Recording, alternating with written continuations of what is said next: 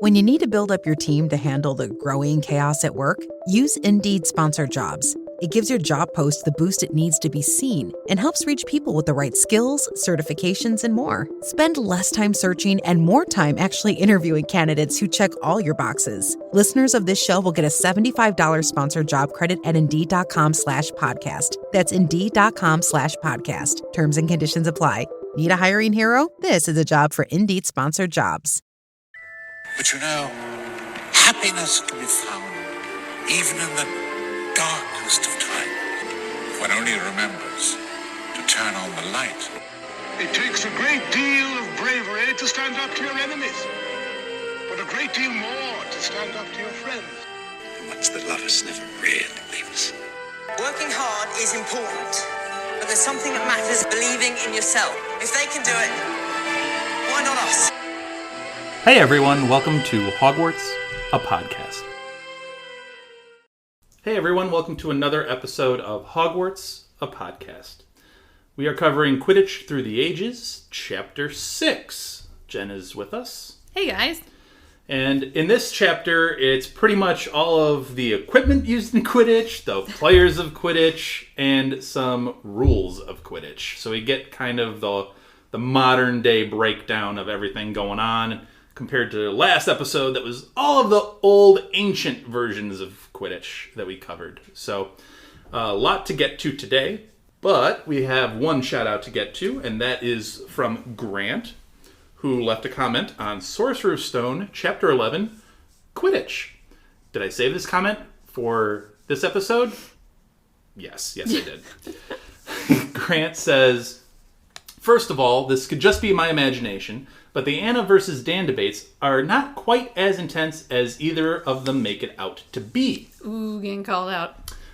Also, as for Quidditch, I wish there were better safety measures, like a safety net for when someone gets knocked off their brooms, kind of like the safety nets that trapeze artists use. On that note, there should be a floor, a hard deck, as they call it in aviation terms. You could also say that players should wear helmets and mouth guards. Well, first of all, Grant, let me tell you that we did a good job of tempering our debates. But let me tell you, before and after episodes and during our break times, yeah, we would have pretty fierce debates all of the time. We are fiery personalities that love our Harry Potter. So, yeah, we would have some rousing debates on the podcast. Yes. I will say too, sometimes when we do get into some of the debates, not all of the more heated content makes it into the episode either. That's true. There have been many a feisty episode and many a feisty conversation around the actual recordings. So, yeah, the conversation does not exactly stop when we press stop on the recording. So, but yeah, as far as your comments about Quidditch, we are going to get to some of the rules and safety measures and fouls and some of that stuff a little bit later on. So that's why I kind of saved your comment, Grant, for this episode, because we kind of touch on some of those things. But, yeah, I think safety measures in Quidditch should probably be a little bit more studied and implemented. 100%. Again, last episode we talked about just the idea of introducing the bludger and being like, is this really a good idea to just start throwing rocks around everywhere? Like, I'm not sure I would want to participate in a sport that does that. No, not at all. Never. So, yeah, it's kind of an interesting conversation to get into. And as far as helmets go, yeah, definitely. Maybe one that's a little bit more fashionable than the one Ron sported in the movies. Do you remember that one? It reminded me very much of like an old-timey football helmet. I think that's what it was. Okay. I'm pretty sure that's what it's definitely the vibe. They got that prop from like way back when. Yeah. So, and like that's not gonna. It looks dorky, and I don't know that it's gonna do much. Like if the wizarding world is supposed to be more advanced, they should have very advanced safety precautions. I think it's unbelievable that Harry fell off of his broom, landed, and broke his arm. And that was it. And that was like, there should have, how do you play a game like that and there's no net, there's no spells that make you fall slower, like, and then in the, I think it was the next book, when he's scared by the Dementors knock him off, and they have to, doesn't Dumbledore, I think, like, gently lower him down? So in that time span, even when there's no general precaution preventing people from falling and hitting the ground at, high speed, even in between years at school, they didn't implement anything. Albus still had to step in and fix that. That's kind of insane. To your point, where is Hooch at? Like, isn't that part of Hooch's responsibility? I thought so. I mean, I thought that's what she was supposed to be doing. We hear that she's an official for it. Right. But we never hear of her actually officiating really much of anything that goes on, other than a couple of fouls here and there. Yeah, she calls a couple of fouls, and that's essentially it, and then is only able to deal with one issue at a time. There is a comment I do want to make about referees later on in the chapter, not to get too ahead of myself there. Okay. I was going to go on a completely unrelated tangent, since we were talking about old equipment from Ron. Yeah. I feel like the way they talk about the Weasleys and the Weasley family and things being passed down, I get that things are used a lot because, going from Bill and Charlie and Percy, like, things get used. Yeah. And I understand that. But let's not make it out that Bill and Charlie are, like, 55 years old. Like, they are relatively within range of these years. It's not like he's using a wand or a broom from, like, 40 years ago that they're, like, bringing in. No. It's, like, I get that it's used, but it's not exactly old, per se. Right. Whereas this helmet looks genuinely ancient. Like, from the 1930s. Yes. Like, Dumbledore probably used this when he was in school, like, in the early 1900s. Yeah. Yes. Yeah, no, it looks rough. So, I just wanted to, like, throw that out there, that we always talk about, like, oh, the Weasleys always have old, well-worn things, and I'm like, are they really that old? Well-worn, maybe. I'll buy that. Well-worn for sure, but it, I agree. Anyway. That looks like something they pulled out of storage, like his grandpa wore it or something. Exactly. Anyway, we are going to talk about changes in Quidditch here since the 14th century. And if you have any comments on what we're about to talk about, let us know by leaving comments on any of our social medias. That's Twitter, Instagram, Blue Sky, YouTube. You can leave a comment on our Spotify. You can participate in polls on Spotify. All of our socials are at HogwartsAPod, so please let us know your thoughts and let us know what you think of all of these different aspects of Quidditch. Because I know when I picked up this book, I didn't think they were going to go this hard into the history of all of this. This is a very a dense, kind of it's stunningly dry book. Yeah. Yep. I mean, it is supposed to be a textbook, like a student textbook, and it kind of reads like that. It does. It really does. But let us know your thoughts. We are going to get into the changes in Quidditch since the 14th century, starting with the pitch. The pitch itself is oval-shaped, about 500 feet long, 180 feet wide, with a 12-foot diameter circle in the center. In comparison, I just wanted to put out some more common fields that we have or are more familiar with. So soccer fields specifically are between 330 and 360 feet long, about 210 to 240 feet wide, depending on what dimension you're actually playing on. And NBA courts are about 94 feet long and 50 feet wide. So again, Quidditch pitch, 500 feet long and 180 feet wide. It's a large pitch. Mm-hmm. Obviously, we're not even talking about the vertical aspects of all of it. So a lot going on. Now, the referee, or Quidditch, hate it.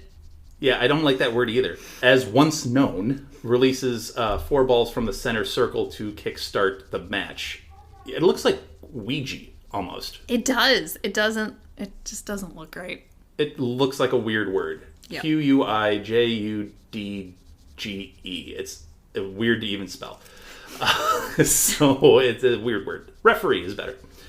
In 1620, Quintius Umfraville great name, wrote The Sport of Warlocks, which included a diagram of a 17th century pitch, which included scoring areas with baskets on top of goalposts. So again, this is a kind of a innovation of the pitch, kind of a evolution of the pitch, one might say.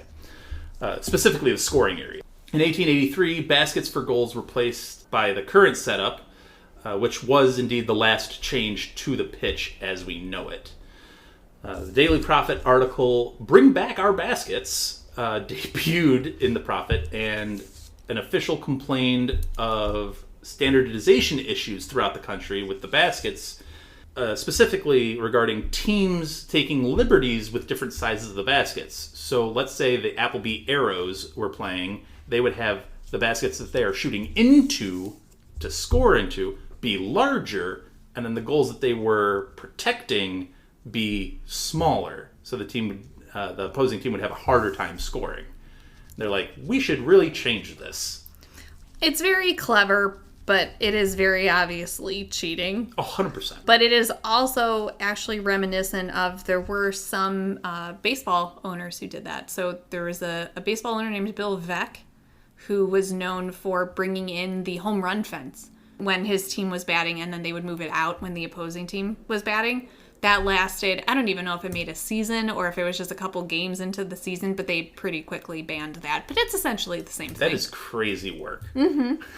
Yeah, no, I know. That is insane. That is, yep.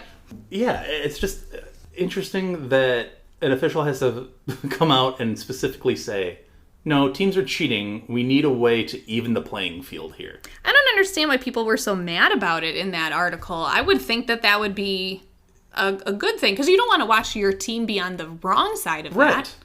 Well, the official was hit by a hail of baskets from demonstrators that were pure. I guess we're talking about a different time, though, Jen. We're talking about, that's fair, I guess, 100 plus years ago. 200? Oh, yeah, 100 plus years ago. 1883 is when this article came out. After the official makes his statement, which is a fair, reasonable statement that should be implemented, and then gets hit with a hail of baskets, the riot then gets blamed on goblin agitators. Do we think that's true or not? Not at all. Not at all. Saving face. I feel like goblins get blamed for so much. They had a lot to do with issues specifically with beast and even defining what a beast was. Mm-hmm. And plus all the banking things and all the things that magic and wand usage and all these things that goblins are a part of. And I feel like they get blamed for literally everything. And I wonder how much of it is true. Is it like a 50-50 thing? 60-40? Like, where do we think that split is of goblins actually making problems? Or wizards just blaming them for it? That is a really good question. I personally think I err a little bit more on the side of it's just wizards making it up.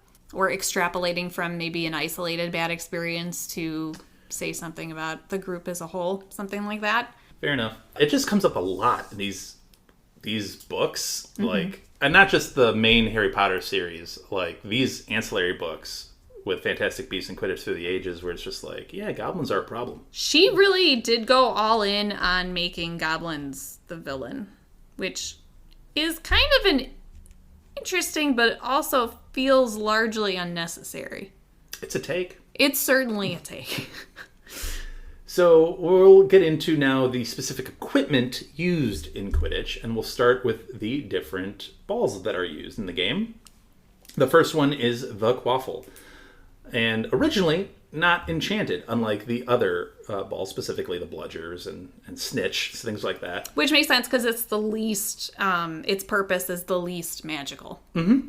It was originally made of leather, often with a strap or sometimes even finger holes, kind of like a bowling ball, and just to help the player actually grip and throw and catch said ball. Gripping charms were discovered in 1875, which eliminated the need for the straps or the finger holes. I like the idea that gripping charms were discovered in 1875. I feel like that's another innovation that could have and probably should have happened far earlier. I completely agree. This implies that this invention was specifically for sport. Mm-hmm.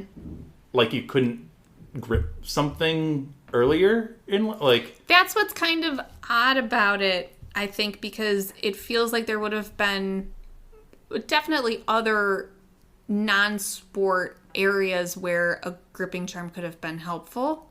So it's weird that it took that long to be developed. Like, if it were specific to sports, I could sort of understand it, but I feel like it's such a broadly applicable Could you apply spell. one to your wand? I don't see Or have one applied to your wand? I could see that, right? To just To make it easier to grip. grasp. Yeah. Not lose it as easily. Right. I mean, there's a lot of just anything that would be slippery that you would want a better grip on Yeah. would be beneficial for this. So it's like older wizards could really use this around the house. Sure. The gripping charms allow the chaser to catch, hold, and throw with one arm, which just seems like a pretty standard thing. This was something I didn't know about it, though, and I definitely assumed that you had to have that athletic ability in order to play Quidditch. So it was a little bit surprising to me because it does kind of take out some athleticism. It reminds me a little bit in American football of the like sticky substance that they put on like gloves Okay. to catch the ball a little bit better. Which, again, kind of frowned upon because you like to have the athletic ability to do it. Yeah. To just catch well, but it kind of reminds me of that. Yeah. I could see also, though, to argue against myself, I could see that it would make the game flow better because then there are fewer dropped quaffles. Does the charm deactivate when it's in the chaser's hand? Because then how do you, like, use it to catch the quaffle, but then if you're throwing the quaffle, it not stick to your hand? I assumed that it was just something that was for the catch. Still Can you imagine playing in, like, rain, trying to grab a quaffle? Exactly. Like, that would That'd be... be so hard. Yes, exactly. So for something like that. Yeah. The modern quaffle is 12 inches in diameter, seamless. So that's another thing. Like, seams help grip too, but now you're making this more of a smooth ball, which is a lot harder to grasp. It was originally colored scarlet in 1711 after heavy rainstorms made visibility difficult. This is another one I think is weird. It took them 500 years to make it a different color. Yeah. From like an old, like, bladder. Yeah. Like I would assume like a brownish, muddyish color. Right. Yeah, that took them a while to get to that. Yeah, I was surprised by that one. Daisy Pennyfold, which that's a great name too, bewitched the quaffle to fall slowly after missed catches, almost as if it was sinking in water, after many complaints of chasers having to go all the way to the ground to retrieve dropped quaffles. I think that makes sense. It's a good addition. Yeah. That's a great spell. It's also a clever spell. Very much so. I mean, and that could also be applied to anything. I mean, if you just, drop something, or if you have something that you don't want to break, like glass or anything like that, and you're like, hey, if I drop this, it's bad, place this charm on it so it just slowly falls. Lowers to the ground. Like, that's super useful. Mm-hmm. Okay, I have to ask, because there have been opportunities to do such things at many Harry Potter exhibition. Have you actually ever thrown a quaffle? I have not. I did it at the Museum of Science and Industry in Chicago when it originally had that first exhibition come through with a lot of the movie props. Yeah. That was, I think, right before the 7th movie came out. Okay. And I think they actually took props from that exhibition to use in the movie as they were filming it. That's cool. Yeah, that was the first time. And then recently they had an exhibition at Water Tower Place in Chicago. Always difficult because it is hard to actually grasp because it is an oddly shaped thing. I liked it. A lot of those exhibits and things are a lot of fun. If you do get the chance to go to one of them, I highly encourage you to do so. It's a lot of fun to actually engage in a physical part of the world. It was cute. It was really neat. I liked how interactive it was. And the quaffle is such an easy thing. It's almost like a carnival game. You kind of treat it as such. Yeah. We move on to the more violent of the balls in play, and that is the bludgers. The first versions were rocks that were bewitched to fly, like we covered in our last episode. However, those rocks could be cracked by magically reinforced beater's bats. Seems like a problem. So when I first read that, I thought that they just meant that the bludger would get, broken. But what they mean is that when it breaks into a bunch of pieces, then all of those pieces are coming after you. Yes. Which makes it infinitely more terrifying. Yes. It would be like a meteor shower of rocks being hurled in your direction. Yeah, of pain. Yeah, it would not be great. Getting your eye, it would be terrible. Yeah, can you imagine if it's like super small? It can cut you too. Yeah, it can be bad. Yeah. Agatha Chubb was an ancient wizard artifacts expert who discovered the innovation of metal bludgers, having discovered 12 lead ones. Unlike cannonballs, which obviously would look very similar, these bludgers have indentations from beater's bats and have subtle details of wizard manufacturing. Also, they tend to fly around on their own once they're unearthed. I feel like that was maybe the biggest tell. Yeah, they kind of buried the lead on that one, didn't they? A little bit, yeah. It's kind of the most obvious detail. I liked the detail of, like, these are different from cannonballs because X, Y, and Z. Manufacturing. And, like, you get the essence of, like, Dumbledore, like, bringing his hand over a cave wall and being like, there's magic here. Yeah. And it's just like, she picks one up and she's like, there's magic in this. Yeah, and then it hits her in the face. Exactly. So, okay, I guess we'll count that as a discovery. But, yeah, the original ones were made of lead, which I find interesting. Very interesting. But yeah, very good point that lead is much more malleable than iron.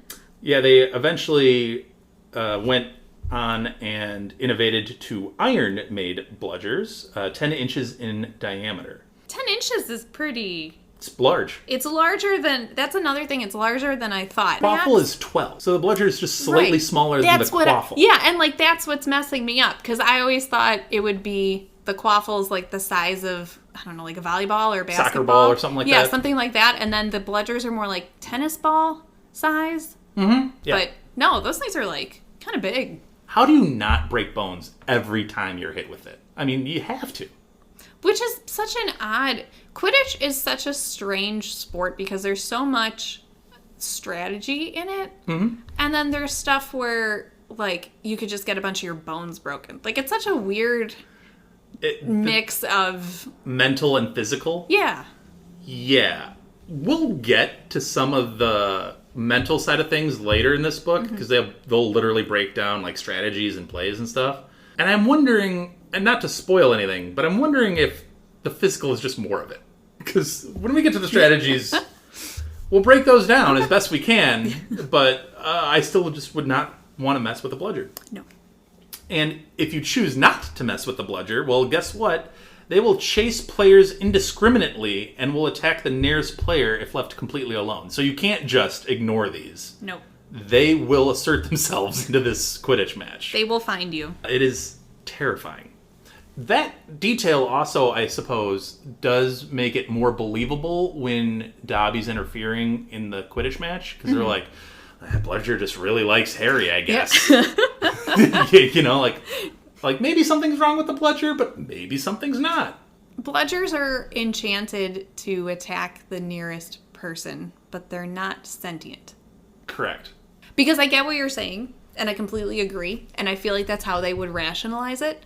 But then it almost does turn into this, like, a lot of sports players are very superstitious, and they react to, you know, they'll say things to their bat if their bat's in a slump, or you have goalies in hockey who, if the puck hits the post, will turn around and, like, thank the post for blocking the shot. So there's a lot of us anthropomorphizing these objects. So it's like, it's just funny to hear you say, that's like, $100 yeah, like, word there, Jen. Yeah, I know, and I butchered it, and I don't care. But anthropomorphizing? I'm going to go with it. No, it's funny to me to hear you say, like, oh, yeah, well, you know, that bludger just likes Harry. And it's like... I can imagine that's what the crowd generally 100%. Was thinking. Like, absolutely. Oh, that seems odd, but I guess it's just a thing. I agree with you 100%. I just find it funny because that just feels like such a sports, like, thought. Now, if I was a Quidditch player... And that happened once. I'd be like, okay, maybe something's a little off with the bludger. Or maybe the magic is wearing off a little bit. Or, you know how magic works. If it wears off, it actually intensifies. Or, you know, it's weird. Yeah. So like, oh, maybe we just need to put a new charm on this thing. Yeah, but then if it happens like 3 matches in a row and the bludger's just chasing me and me alone, then I'd be like, hey, wait a second. And I love me some Quidditch, but unless I am the beater and I'm armed with a magically armed bat. Yeah.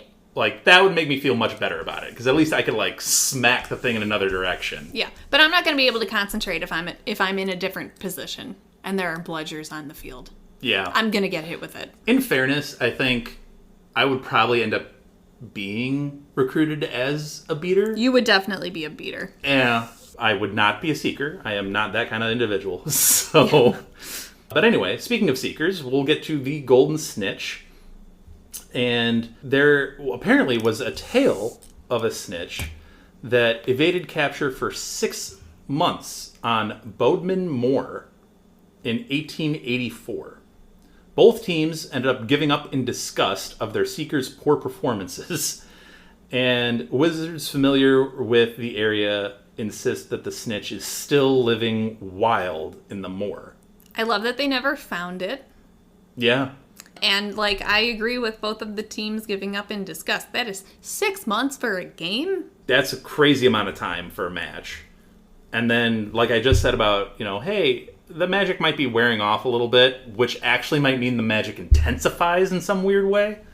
Like, the idea that this snitch is now roaming the wilds of Britain and is becoming more and more like its original intended Snidget model. Yeah. Like, it's just like acting as if it was a Snidget is interesting to think of. And that's all they give you on the snitch. Like, they don't give you any other cool, like, tidbits about it. That's just all there is. But we will take a little break, and then we will be back in part 2 with some information on the players and the rules of Quidditch. So we will be right back.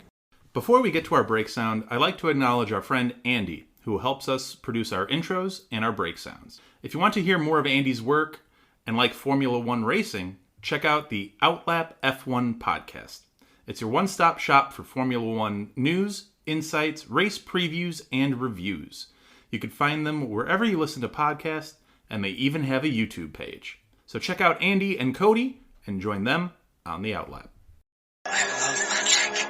All right, so we are back with part 2 of chapter 6, and we're getting all of this just dump of equipment and players and rules and fouls and all of that. So we are going to dive into the players of Quidditch right now, and we'll start off with the keeper.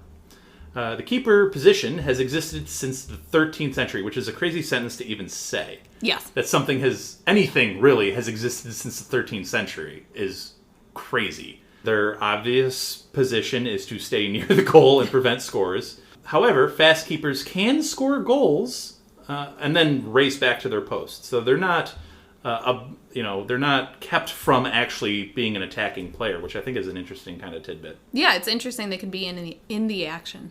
By 1620, keepers were advised to stay within their scoring area, however, may leave to intimidate attacking chasers. That makes me think hockey. Yes. And goalies coming out of their net to cut down the angle that a penalty taker has on goal. So that's kind of what that makes me think of.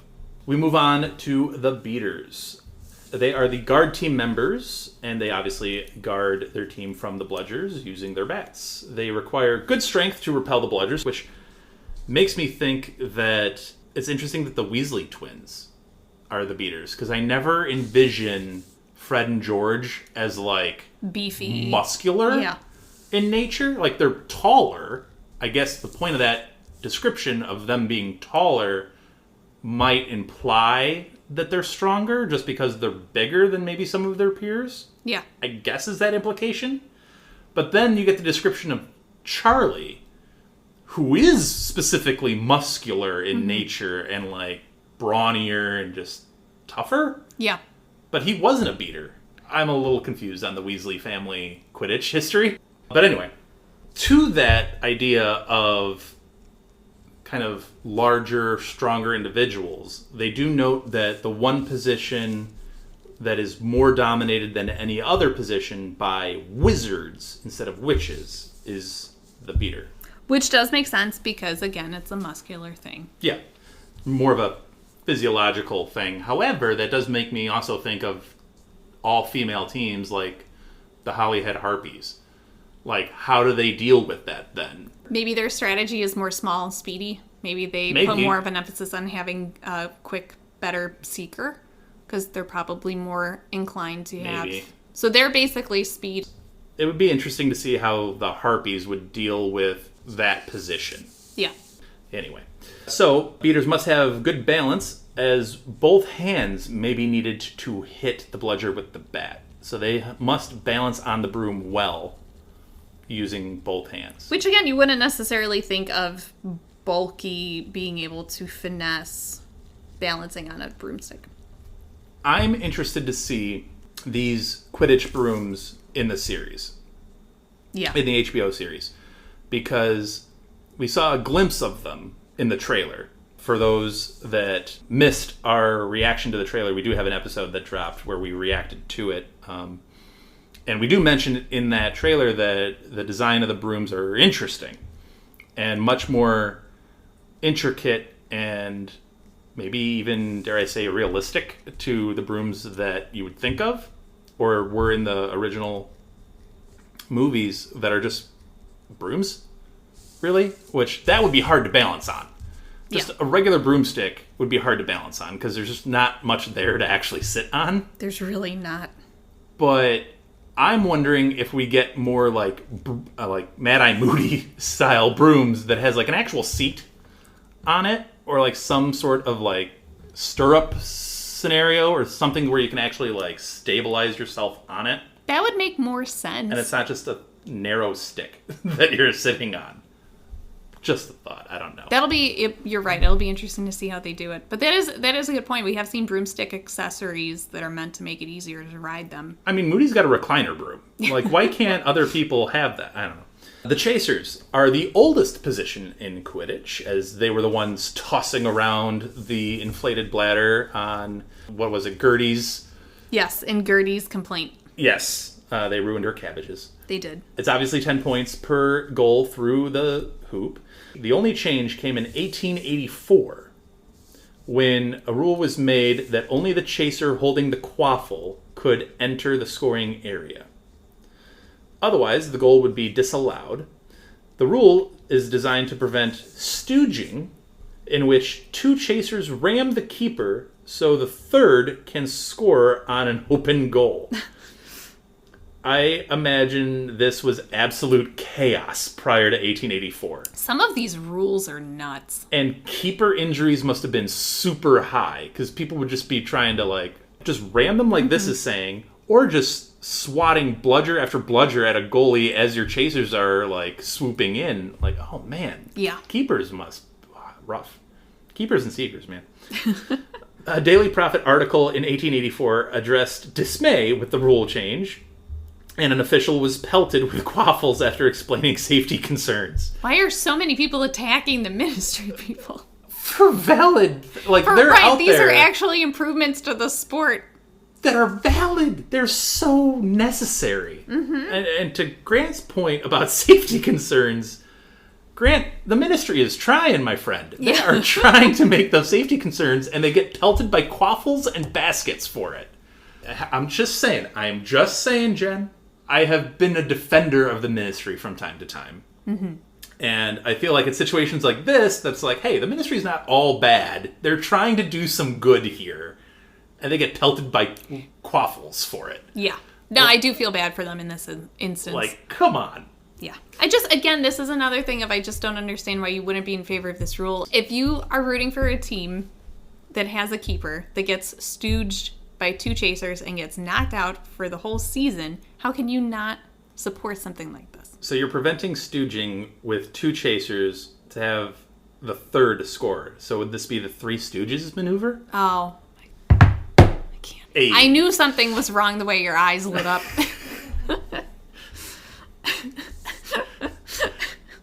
If you're unfamiliar with the Three Stooges, look back on some really old television back in the day. Oh my... Anyway. The seeker position is usually the lightest and fastest flyer. Obviously, first year Harry fits. They need a sharp eye and ability to fly one or no-handed. So they're a pretty sharp flyer at that point. Most likely to be fouled, and they generally receive the worst injuries. So like we just talked about with keepers getting banged up, obviously seekers are targeted even more because You take out the Seeker, you end the game, essentially. Yeah. And speaking of the phrase, take out the Seeker is the first rule in Brutus Scrimgeour's The Beater's Bible. It should be the first rule in the Beater's Bible. I mean, come on. I mean, that tracks. It's considered the most glamorous position, the Seeker. So, feeds into Harry's the Chosen One kind of vibe, I suppose. Very much so. But it does make sense that the lightest and fastest flyer would be, in that case, in Harry's case, a first-year student that does have an aptitude for flying. Which does make it interesting, then, that he stayed with the Seeker position the entire time. I mean, I know that he's the Chosen One and he's really, really good and, but if the advantage is for smaller, lighter people, he's definitely not that by year 6 or 7. Which actually makes sense. Then Ginny steps into the role when Harry gets suspended, and she does well at it. Although she prefers Chaser, and he prefers to be the Seeker. He does, I mean, there is an aptitude for it, too, of just being able to, like, this is all the flying stuff, but there's also the aptitude of spotting the snitch. True. And then just being able to coordinate yourself to go get it and capture it. So, I mean, there's that whole aspect to it, too, which I think Harry was particularly good at. So even if he slowed down as he got a little bit bigger, as he matured, I think that's still the thing that set him apart. And also, he had top-notch brooms, too, which we will also get into. That helps. I can definitely see that. So, we've talked a little bit about these rules. Well, let's get deeper into them, because I know that's what you all came here for, is the super detailed, nitty-gritty, just dates, rules commissions. That's why you come to Hogwarts, a podcast. Okay, I'm actually excited about the rules part, though. And that's why we're here. And that's why you're here, Jen. That's why I needed you. That is fair. Department of Magical Games and Sport rules in 1750. First, no limit to the height a player may rise. So we talked about the boundaries of the pitch as far as like a width and a length. But apparently there's no limit to how high they can fly within those boundaries, which is a crazy thought. Yeah. They cannot stray over the boundaries. If they do, the team that they play for must surrender the quaffle to the other team. So there's a little bit of a penalty with that, which, Makes sense. I wonder why they don't put like a more physical boundary on it. I was going to ask you that. I'm surprised that it's not just something that the players would bounce off of. Akin to like, instead of it being more like a soccer pitch where the ball can roll. Unless it's out. Also a safety concern? It's possible, but like if I was going to say it could just be more like hockey. You can't get out of the rink in hockey. You just ram into the boards. That's true, although that does cause injuries. I mean, that's when you're fair. getting there at high speeds, or you get crashed into. Yes. I mean, that's true. There could be a lot of issues. Can you imagine there. like Seekers going for a snitch on the edge of the boundary, and they're like Right busting Yeah. their brooms to get there, and then they collide into the right. a invisible barrier. I or retract something. my statement. Definitely seems like it's a safety concern. I mean, you still have a point, though. I mean, there probably should be some just to avoid this, but I mean, because you don't have to make it so like it doesn't have to be such a binary like there's a wall or there's not a wall. Why not put a spell that like slows you down when you're out of bounds? Maybe. I don't know. Something Like it almost like catches you and then throws you back into the pitch. Yeah. The second rule, captain may call timeout by signaling the referee. Only time players may touch the ground with their feet is during a timeout. If a game lasts more than 12 hours, a timeout can be 2 hours in length. Failure to return from a 2-hour timeout results in disqualification. I have so many questions that this does not answer. Go for it. Okay. How many timeouts do you get per team? Yeah. Can you determine how long the timeout is? It says can be 2 hours. Does Can it be have 2 to be hours. 2 hours? Also, then, what is the limit for if it's a game that's less than 12 hours? How long can a timeout be? Yep. I have a These lot are of all questions. valid questions. Thank you. All valid questions. I watch sports.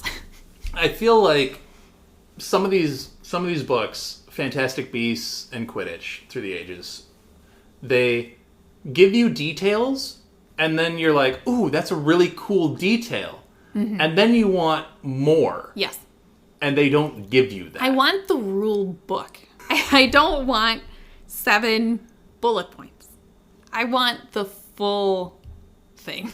Honestly, that is not a long time out for a 12-hour It's not. match. That's like, you can barely get a nap in. It's a power nap and a quick snack. Yeah.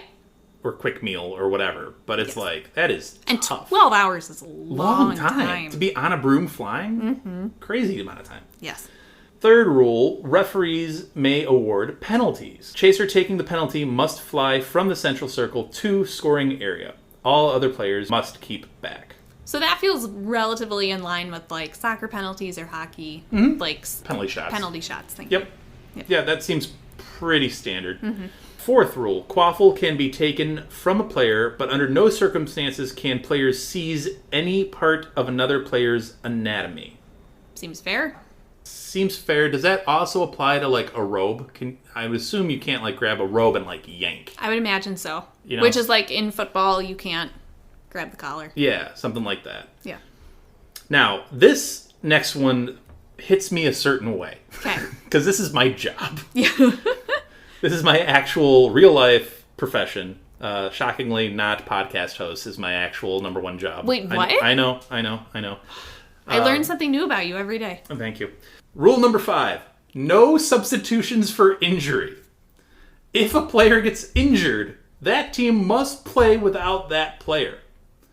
So they're just done. And they have to play on as if nothing ever happened. If their keeper goes down, a chaser goes down, beater goes down, or presumably the seeker as well, no substitutions for this. Of all sports, the ones with large metal flying objects that are designed to knock you off of a broom. There's goalposts on stilts in the air that you're flying around. There's bats in play. And there's another larger ball that is getting flung around, maybe not as dangerous as a bludger, but still. Yeah. Plus all of the other people flying around at high speeds on brooms. And you're telling me this is the sport that doesn't allow substitutions for injury? That's insane to me. I completely agree. I also have a follow-up question. So it specifies no substitutions for injury, but substitutions are allowed otherwise? Yeah, it does imply that there are other substitutions available. It's a weird sport. It is. With rules that don't 100% make sense. And there are, and we'll get to it once we get to the fouls, but there's a lot going on that people have to be keeping track of, and I don't know how they do it. Yeah. Are there different rules for professional league Quidditch versus school Quidditch? I would imagine there'd have to be, wouldn't there? Right, because you're going to have more of a... You can't... So if a Hogwarts game went on for 3 months, that's absurd. Those kids are there to learn. That game should not be going on for 3 months. There needs to be a timeout, realistically speaking, for school-based Quidditch games. And, like, substitutions need to be allowed because they're kids. Like, all of this needs to go out the window because they're kids, right? Well, you'd think, except there's plenty of evidence to suggest that the kids are not at Hogwarts to learn. They're there to either accidentally or otherwise harm the other students there. Or be harmed by other things. Okay, so let's take a step back. Hogwarts is just a way for the wizarding parents to get their kids out of the house. What we're learning is the wizarding world is a violent place that hasn't actually changed much since like the 1200s. I mean, that's fair. Because it's like, oh yeah, violence, yeah. Whatever. Flinging rocks around? Yeah, let's throw rocks at people. They haven't gotten that out of the Quidditch game and all of their safety precautions. So, like, it just blows my mind. Quidditch is an interesting game. But yes, you're right. There should be.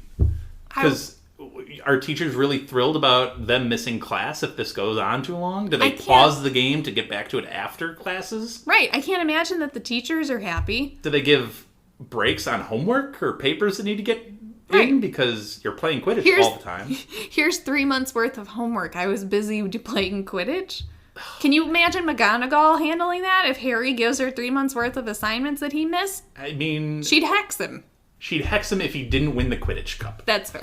If he won, all's forgiven. That's fair. A's across the board. Yeah, that's... But let's be real, Hermione did the work anyway. Anyway, we get to rule number 6. He goes up to McGonagall and he's like, so what work do I owe you? And she's like, you already turned it in. Exactly. Hermione's just been doing both the whole time. Exactly. Exactly. That's what would honestly happen. Fair. The sixth rule. Wands can be on the pitch, which I feel is also a danger, It's potentially. such a dumb idea. But they must not be used against opposing team members, brooms, referees, balls, or the crowd. There's a footnote to this that the right to carry a wand at all times was established by the International Confederation of Wizards in 1692 when Muggle persecutions were at its height. Which is fair. Like, I get why they did it at the time. That's 1692. We're roughly, in the years of the Harry Potter stories, 300 years later. Yeah. There's no update to that? Maybe it ended up just being that they're there in case of like a medical emergency or something. I guess, but... Because Harry does use it. Yes. And he did need it. So maybe it's an extreme there was circumstance. I completely agree. Because honestly, if I were playing it, I'd be too nervous to take my wand out because I feel like I'd somehow break it. What if a bludger comes by and... Sure. Yeah, that's absolutely a risk. Yeah. Which then I would feel even worse about that. Yeah. I get that wands are like their livelihood. Yes. Like, maybe not the Muggleborns or, the half-bloods that are like, oh, we know what life without a wand is and we're comfortable with that. But, like, the more wizard-specific families are, like, tied to that. Yeah. Like, they don't know what life is without a wand in their hand or on their body. Yeah. And they're useless without it. So, I get it, but also it does seem like a little risk. Also, not just a risk of breaking the wand, but, man, you're telling me that you wouldn't want to, like, you get hit by a bludger 3 times in a row and you're like, I'm going to curse that beater. It is too tempting to or my own beater for not fouls. protecting me better. Fair. Like, you'd think there'd be that temptation. Or the chaser by accident because you're concussed from the bludgers. I'm sure that has happened. I can guarantee you that has probably happened. So, the 7th rule is a fairly obvious one. The game ends when the snitch is caught. Or mutual consent of the 2 team captain. This was why I found this part of the chapter like the most fascinating to me, because this is the part where my brain started actually engaging with it and trying to ask questions of like, well, what about this? What about this? What about this? Mm-hmm. So. Well, you know what you wouldn't have questions on at all if you were given the full book? What? The fouls. Because there are 700 of them listed in the Department of Magical Games and Sport records. So they are listed out specifically, but there are 700 of them. Love it. All 700 happened to be committed during one World Cup final, the first World Cup final in 1473. What an eventful first World Cup to be a spectator at. Do you think Nicholas Flamel was like, oh, you guys should have been there at that World Cup? I'm telling you, you like Quidditch? Let me tell you one that I saw back in the day. Oh, that would have been great. That's crazy. All right, old man. No way 700 fouls were committed. Look it up. Wizard Google it. I don't know. The full list of fouls. Google it. Yeah, Wizard Google. Full list of fouls never been made available to the public. Well, I'm sorry. Never mind. You can't. I know that part broke my heart. I want that book. They say that the full list of fouls has never been made available to the public because people might get ideas. I really want to, but 700. So 700 is a lot of different ways to foul. However, in another sense, it's really not that many ways to... Like, I bet you could figure out other ways to foul. So, here's my thing. First of all, 700 fouls have been written down. So, someone had ideas at some point. Yes. Which, everything's a copycat league. So, I'm sure people can always look it up, mimic it, whatever. Yeah. Did they just, to write down these 700 fouls, did they just have, like, a quick quotes quill, just, like, write down their little, like, give me 700 possible Quidditch fouls, and it just goes off for, like, writing all of the parchment down? Like, how does that work? Did they come up with those? Also a great question. It's essentially like wizarding AI almost. Kinda. Did they come up with all of those fouls prior to the first World Cup? Also, is there any record of all of the plays of the first World Cup? Because if there's a record of those plays, then you can back into what the 700 fouls are. Yep.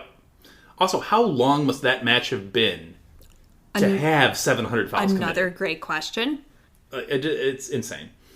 were people there trying to commit fouls? Because that game... Or were they making it on the go? Like, oh, you can't do that. Let's write that one down. That's why I want to... That's 100% why I want to know. Yeah. Were these fouls predetermined, or were they based on that game? And this is like a retroactive, like... That referee fun needed fact? a raise then. Yes. 'Cause, I also have a thought for referees, but I will save that for the next section. Okay. 90% of fouls are technically impossible as long as a ban on wand usage is upheld. The ban was imposed in 1538. So, I mean, that's still a long way to go before that ban was imposed. How many people were cursed or hexed before they're like, hey, we should really, like, stop that? Yeah, that's too many. Way too long. Of the remaining 10% of fouls, most would not occur to the dirtiest of players. For example, like attacking an opponent with an axe. Okay, so there were 3 listed examples. It was setting fire to an opponent's broomtail, attacking an opponent's broom with a club, and attacking an opponent with an axe. So you mean to tell me in the first World Cup, people were setting each other on fire and attacking people with an axe? Where did they get an axe? Why is it that specific? Don't you go to sporting events with a giant axe? Like, why not? Why? Like, the only one of those that makes sense is attacking an opponent's broom with a club, because the beaters have clubs.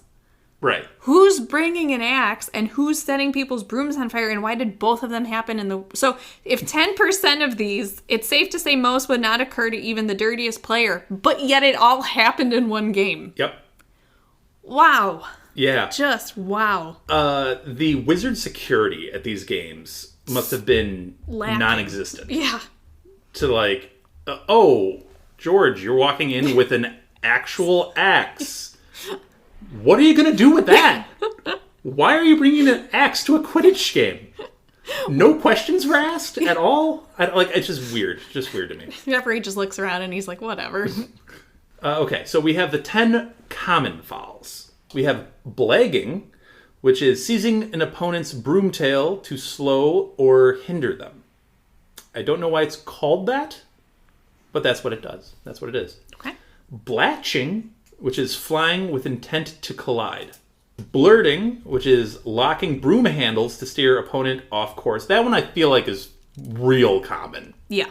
Like, that one I feel like can be super common. Absolutely. We see it a handful of times in the movies. I don't think it gets called, but they do illustrate that.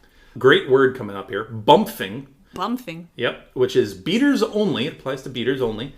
Hitting bludger toward the crowd, necessitating a halt of game. Again, this would be a good use of the barrier idea. Of like, yes, let's not injure the crowd. Or have the crowd injure the players. Or have someone provide one of the players with an axe. I think this is where we're at. Yes. Yeah. It seems reasonable. Seems so. Mm-hmm. You would think. You would think. Cobbing, which is the excessive use of elbows toward an opponent, which seems like a really, honestly, absurdly tame one. Yes. Like, it's almost disappointingly tame. These are all over the place. Yes. Hitting someone with an axe, or just, kind of elbowing too aggressively. Yeah. I wonder, okay, so then follow-up question. Are all fouls treated equally? Also, is it kind of like basketball where you can only have X amount of fouls per game and then you get kicked out of the game? Or is there some other penalty if you get a bunch of fouls? So these are 10 common fouls, but that's all up in the air. Are there like team-based fouls instead of individual-based fouls? These are all valid questions to raise. Thank you. We don't get any of those answers. We do not. And to Grant's, again, question at the very beginning of safety concerns, I feel like most of these should be like really harsh penalties in the game. Like, if you're doing something like that, like, I get the elbowing, okay. Yes. Like, maybe elbowing, just turn the quaffle over. Yeah, or like they do another, like they toss the quaffle up in the air and it's another, I can get something like that. Hitting a bludger toward the crowd, right, necessitating a stop in game, that should be a more severe penalty. Yes. And it should amp up from there. Yeah, I completely agree. I want to know the levels. And what the actual, like, outcome of the foul is, right? Like, what's the penalty for the foul? Like, how this should really be done is like, okay, cobbing, excessive use of elbows towards opponent, subset, penalty of turning the quaffle over to the other team, subset, do this too many times, then a penalty is taken, subset, and like go on and on and on. Yeah, because like in hockey, you can have like bench minors and stuff. To be fair, though, 700 of these, that parchment scroll must be as big as like a hay barrel in a farm. Yeah. Like, I mean, it must be like 2 tons of paper, like long and just brutal. So I get they'll figure it out. The referee knows. They'll let the referee do they though? Flacking, which is a keeper-only penalty, is sticking anatomy through hoop to punch the quaffle out. I feel like this might also be a super common one. It's similar to goaltending in basketball, where you stick your hand through the hoop and knock it out. But this sounds like a fun game to play on a Friday afternoon in the sunshine. Haversacking. Yeah. It's chaser only, but it's not a fun game. Its hand still remains on the quaffle as it goes through the hoop. We get another fun kind of word. We get quafflepocking. And that's another chaser only penalty. It's tampering with the quaffle, specifically puncturing it so it moves abnormally, like a wiffle ball almost. Yeah. So deflate gate, but for quick. Deflate gate, or like some old baseball techniques of like the spitball and stuff like that, or like rubbing some dirt on a ball so it moves a little odd. Yeah. That would be why. Although having a chaser throw a pockmarked, hole-filled quaffle so that it's moving and curving at the speeds that they're going would be insane to watch. Yes. I would kind of want to see that on okay, I get that, the Hollyhead Harpies and the Appleby Arrows can't do that in a professional match, but if they have an all-star game on the side, let's have some fun stuff where they just do some crazy, crazy things. Does Quidditch have an all-star game? I hope so. That would be awesome if they did. would love that. Unless it ends in 2 seconds because somebody just grabbed a snitch. That would not be great. Maybe their all-star game doesn't have a snitch and they have to Or just have a skills competition. Like that a Quidditch skills competition. That would be... Like, that's it. The 10 best seekers, who finds the snitch the fastest. Yeah. The coolest scored goal, the best save, like things like that would be great. I like that. Beaters have to hit targets with the bludgers. That'd be so good. Yeah. I would watch all of that. Now I wish it was real. The next one is a snitch nip. And it's for everybody but the seeker. So the seeker is immune to this because they can actually catch the snitch. No other player than the sneaker may touch the snitch. That's a straightforward one. That's the most straightforward rule we've got. Now I'm thinking of a beater trying to find the snitch and bat it towards the seeker. The snitch, not the snidget. No, I know. I still... Bless those early forms of snitches. And then we get stooging, which we talked about earlier, which is a chaser-only penalty. No more than one chaser entering the scoring area. Yep. Now, we get to referees. And there is a lot here for the referees. Referees was once considered a task only for the bravest of individuals. Which I would counter. This is my public service announcement that I'm going to utter right now. For people all over the world and people here in the United States. Professional referees are one thing because they get paid money to get calls right and they get paid, whatever.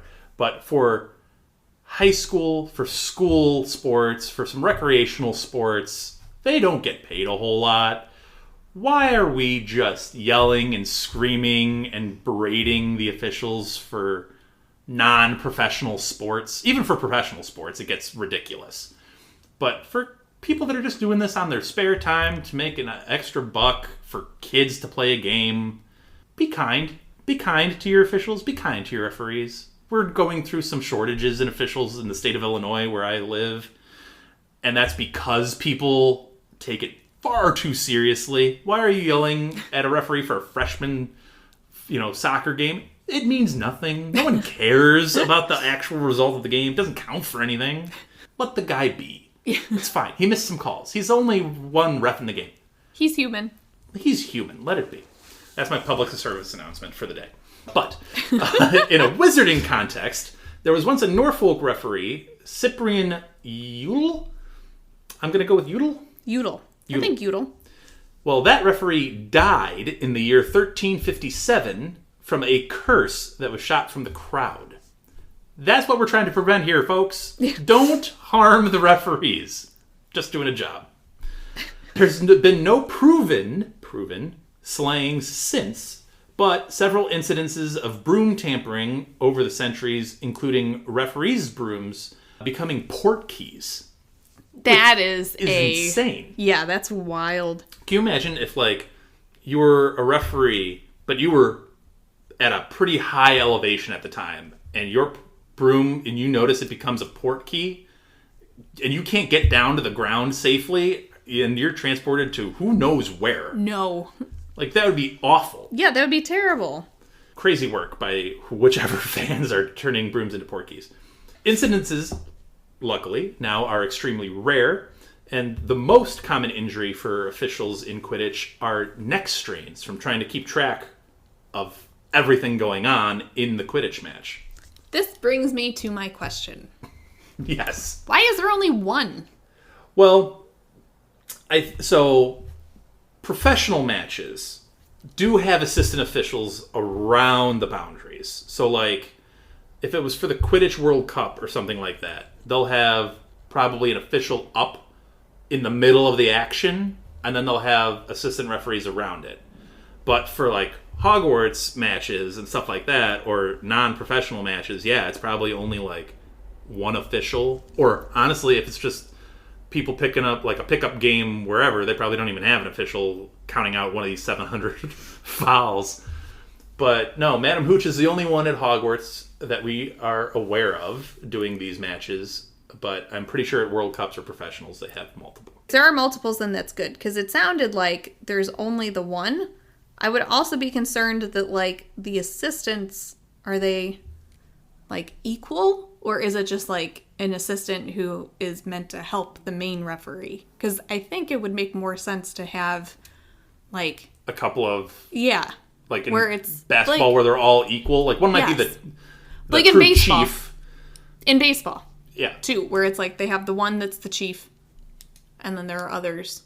Yeah, around to make calls in their areas. Own respective areas. Because getting neck strain for having to watch 14 players all flying at once. That's way too much. Yeah. Like that whatever, that guy's overworked. Well, professional matches, I mean, there's a lot of money and prestige on the line, I'm sure. So they must have a lot of eyes on the actual match. So I would imagine the main official is flying around in the action. Yeah.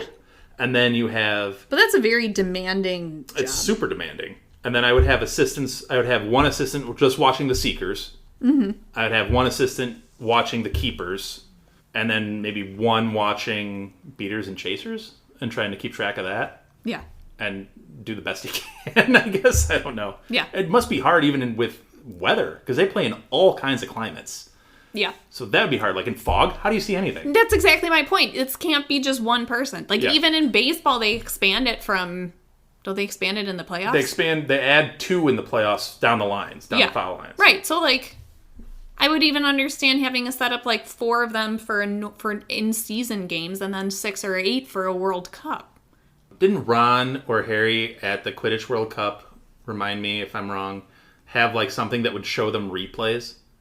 Yeah, it was the, like they bought those binocular things so they could speed it up or slow it down. That was really neat. And then it would tell you the names of the moves that they were performing. That was is cool. A great thing. Yeah. Yeah. So, I mean, you could go to maybe like a video review type thing in professional matches, but again, you can't have that at probably Hogwarts. But they don't typically have stoppages of time, at least is my understanding. So it's like, how do you institute a review?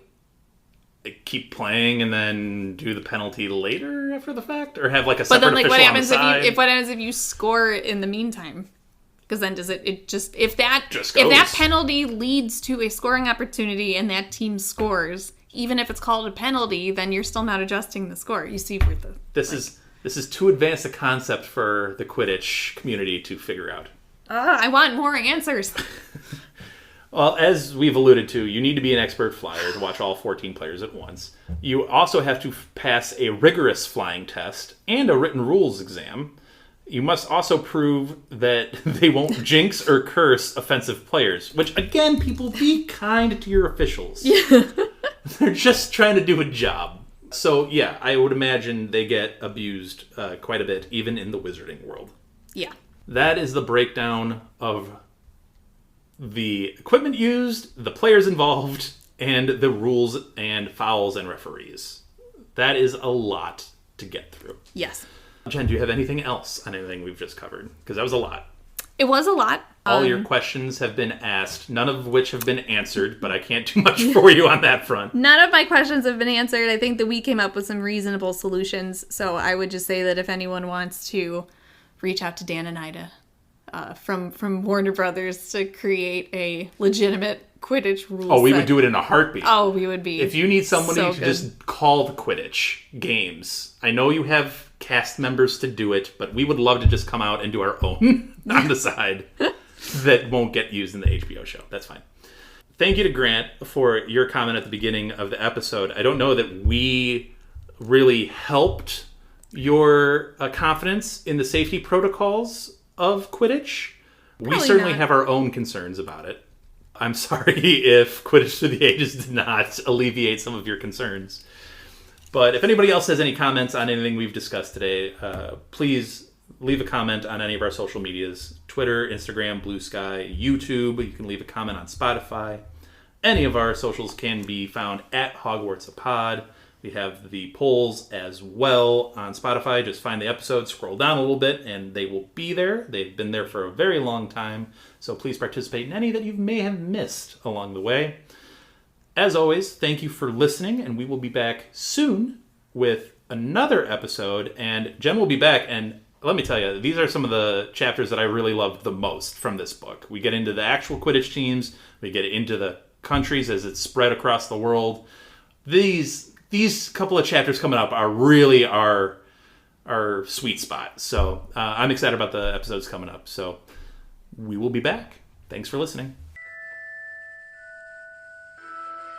Thank you for listening to Hogwarts, a podcast. If you like what you've heard, please click the subscribe button on your preferred podcasting app and follow us on Twitter and Instagram at Hogwarts a Pod.